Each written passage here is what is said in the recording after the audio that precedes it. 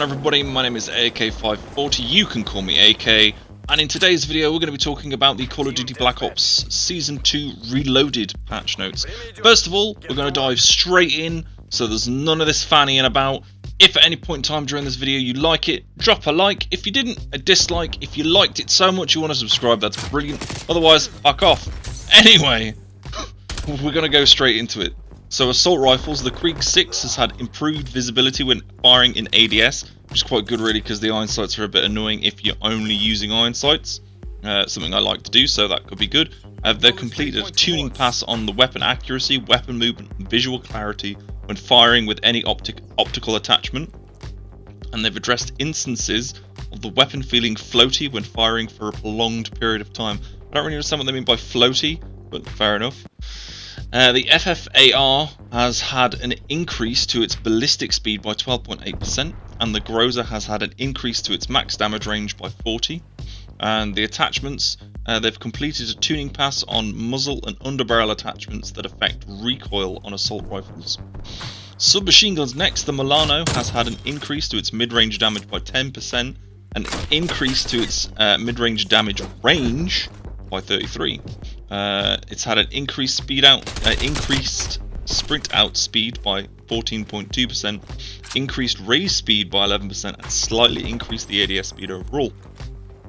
The KSP has had an increase in its ballistic speed by 32.5% and has a reduced burst delay by 20%, so it should be a little bit of a faster gun to use. Not that it needed it, I genuinely thought it was a really good gun to begin with. It was one of those weapons that you use and you're really good at using.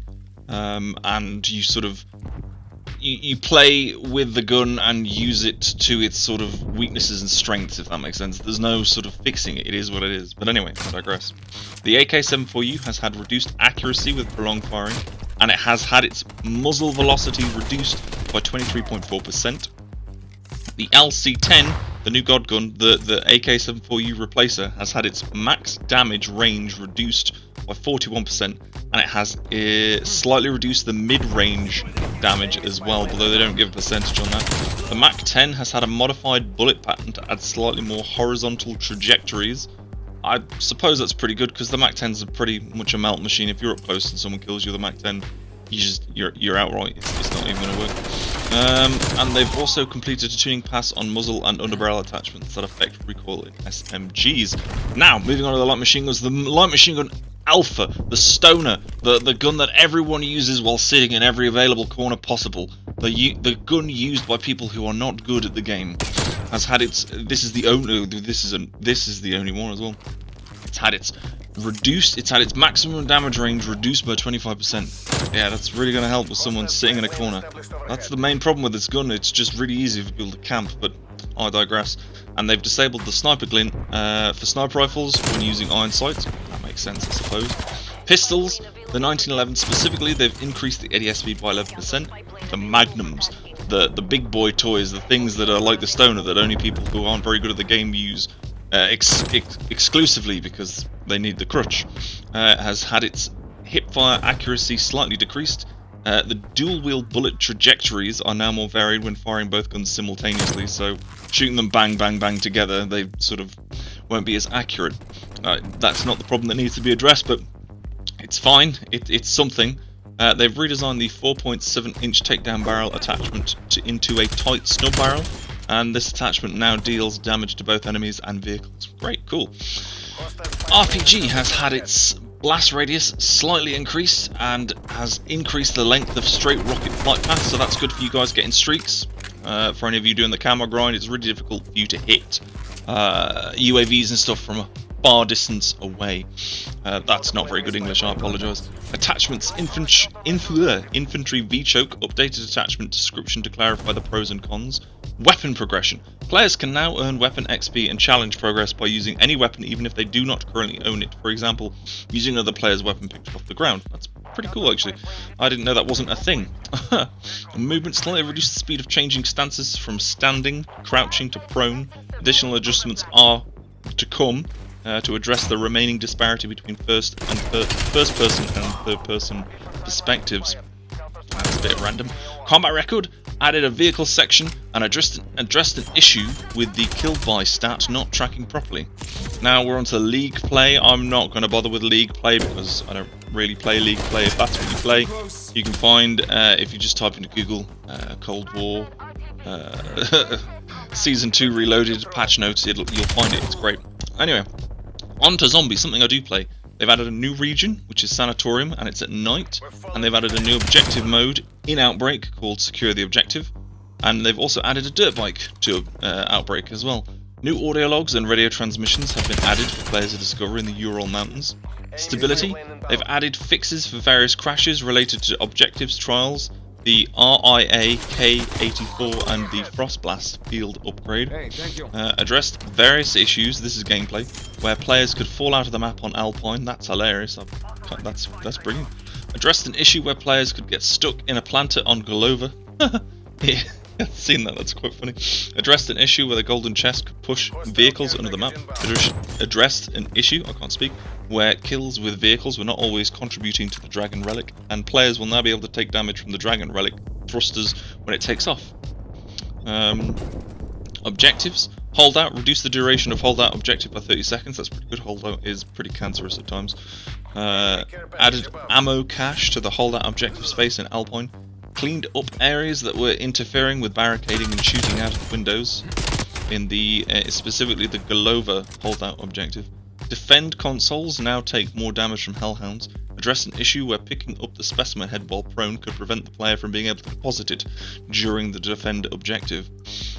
Retrieve addressed an issue where the progress bar for depositing the canister could break during the retrieve objective. And escort, enemies will no longer despawn when the payload teleports. Enemies overall addressed various issues with zombie pathing in Ruka, Alpine and Golova, so possibly no more sitting on top of things in holdouts or other objectives to stop the zombies from killing you. That's a pain, but oh well. Addressed an issue where manglers could still use their arm cannons and Krasny Soldats could still use their jetpacks even after they were destroyed. I have actually seen that. It's kind of weird getting shot at from the other side of the map by a Krasny Soldat is kind of disheartening, at least, especially when you've killed it. It's lying dead on the floor. Addressed an issue where damage from the Tempest was not mitigated by armor. Okay, sorted. Didn't even know that was a thing. I just thought they were pains in the asses to begin with. Addressed an issue where zombies would ignore players when another player deployed a symbol monkey and left the match. Oh right, okay. That's quite cool, didn't even know that was a glitch. Right, field upgrades. Addressed an issue where field upgrades could be reset after switching classes and warping to another region. Addressed an issue where the field upgrades charge was not reset when changing classes. Challenges specific. Addressed an issue where elites were not being counted towards Outbreak Eliminations Challenge. That would be a pain in the ass, especially if you're grinding. Trials. Addressed an issue where trials challenges were being duplicated. Pack-a-Punch. Addressed an issue where players were unable to re-roll attachments on weapons after upgrading them on the Pack-a-Punch machine. That happened to me many times. I often jokingly stated to my friends while we were playing with, does this, does the re-roll do anything? No, it doesn't. You're just wasting your money. But now, you're not wasting your money. Closed an exploit that allowed duplication of the ray gun. Oh, I see, that's the ray K. Oh, okay, that makes sense now. I never knew what it was called, I just knew it was the ray K. I assumed it was spelled R-A-Y-K. Anyway, I digress. Closed an exploit that allowed duplication of the ray gun or the ray K using the Pack-a-Punch machine. Addressed an issue for the equipment side of things, where players with a full stack of equipment had the option to pick up the same equipment and drop their stack. Didn't even know that was the thing. Support weapons that use ammo will no longer be refilled when warping to another region. Oh, that's a bit shit. Let's see. Round-based maps 5AZ addressed an issue where cross-platform players were unable to load into a private match. Closed an exploit in the village where zombies were unable to attack the player. Closed an exploit that allowed players to leave the map in rocky defense. And closed an exploit that allowed accessing the teleporter before purchasing the first door. In Die Machine addressed an issue where the DIE shockwave could be obtained through the door to its location. Stability, they've added various fixes and crashes. They've added new things to the Dead Ops arcade, but I don't play that, so I'm not really going to talk about that. I do apologise, but again, quick Google search, you'll be able to find this information. Alright, let's just have a quick look. And that's it for the patch notes that I'm willing to divulge, at least talk to at the moment. It does go on to explain some things in onslaught modes, containment, blueprint challenges, that sort of thing. But these aren't really relevant to me, as they are not relevant to you, because if you're here, then you obviously have similar, tastes to me. Otherwise, you wouldn't be watching this video. You wouldn't have spent 10 minutes listening to me waffle on about absolute bollocks. But anyway, thank you very much for watching. If you enjoyed, please leave a like. If you did, dislike. If you're new and like the content, please hit that subscribe button on your screen with some videos. Feel free to click on whatever one takes your fancy. And as always, I'll see you in the next iteration. My name has been AK540. I've been talking very fast and my tongue has been tied several times. Thank you for watching. Bye.